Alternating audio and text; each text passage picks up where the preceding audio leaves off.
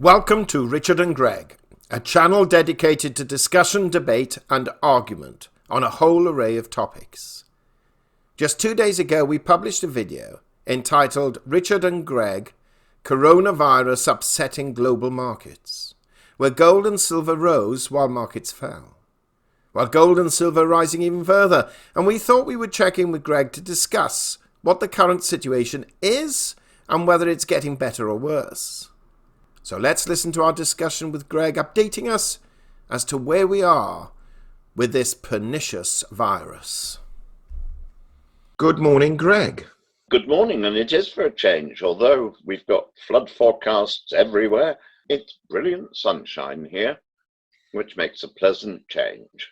It just goes to show climate change is over. Either that or it's happening very rapidly every hour. Anyway, purpose of today is really a catch-up on the coronavirus. And as we mentioned in our last video of just a couple of days ago, I made very clear that one of the ways that I'm looking at the market reaction to coronavirus is to actually view the price of gold and silver. Now, it's only a very brief assessment tool, but interestingly, we've seen gold rise £54 or $59 this last week, and silver has gone up 67 pence or 76 cents, which is quite a reasonable rise for both of them. Now, when we last spoke, Greg, we had 75,306 people reported as being infected and some 2,012 deaths. What's the current situation?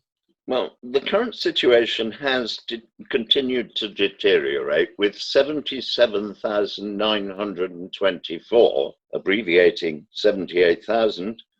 The number of deaths has escalated to 2,362.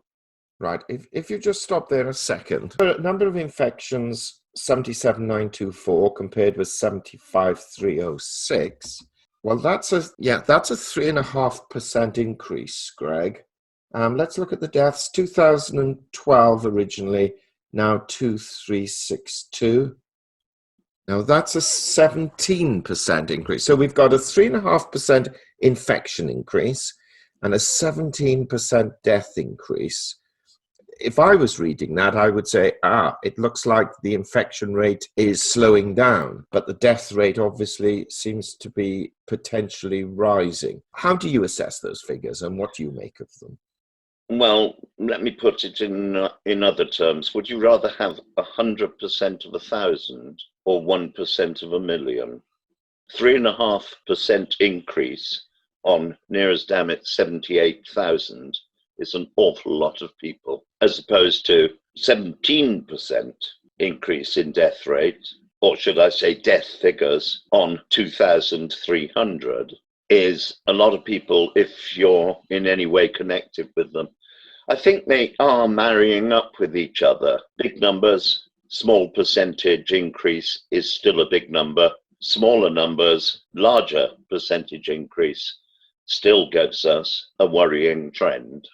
I think the important thing, however, is that it does look as if it's spreading more in the manner of a pandemic now. You think it's a pandemic? The sole meaning of pandemic is spreading on a global basis in a manner which is reason for concern. And although we have 76,000 cases in China, we now have 634 cases as a result of the Diamond Princess cruise ship in Japan. We have 433, that's an increase of 224 in the last 24 hours in South Korea. We have 110 cases on land in Japan, 86 now in Singapore, 69 in Hong Kong, and to race through them now, Thailand 35, USA 35, Italy 33, and Italy is a worrying one because that's increased by 12 in the last 24 hours. Iran 28, that's increased by 10 in the last 24 hours. These are not inconsequential percentages.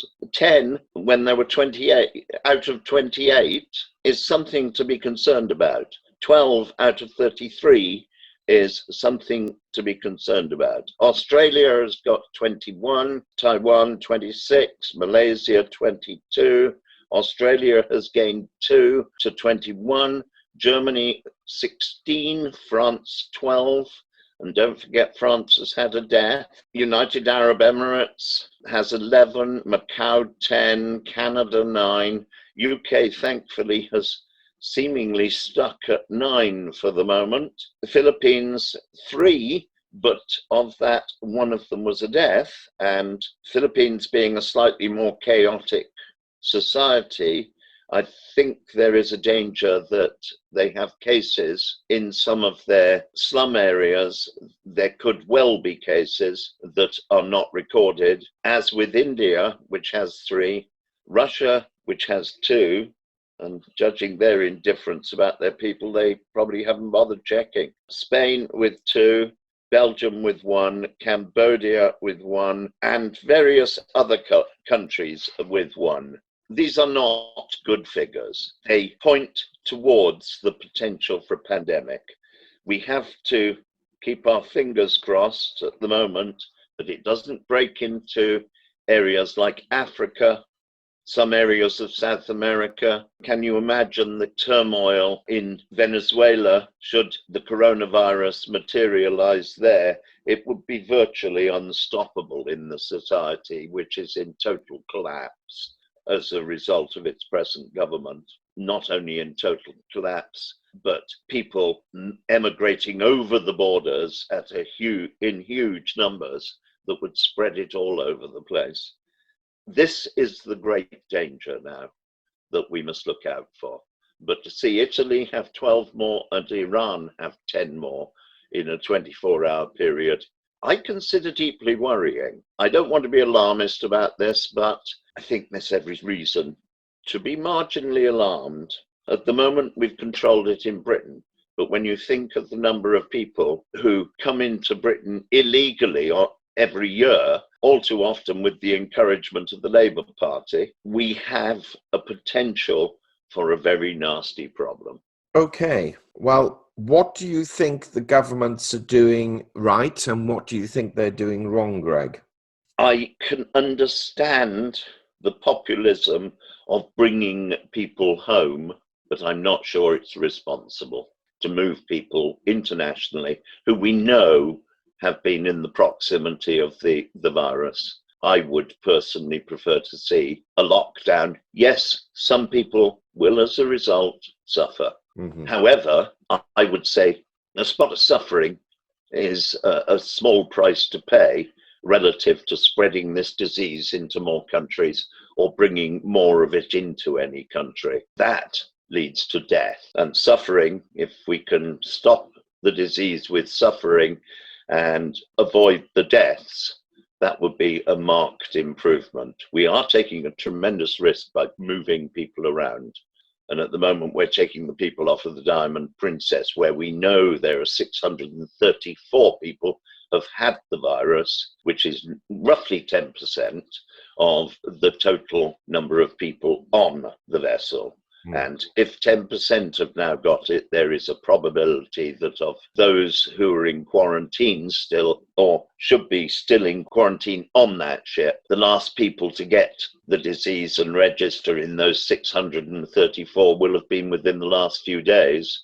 Well, you are looking at who did they contact in any shape, manner, or form in those last few days. They need another 14 days in quarantine.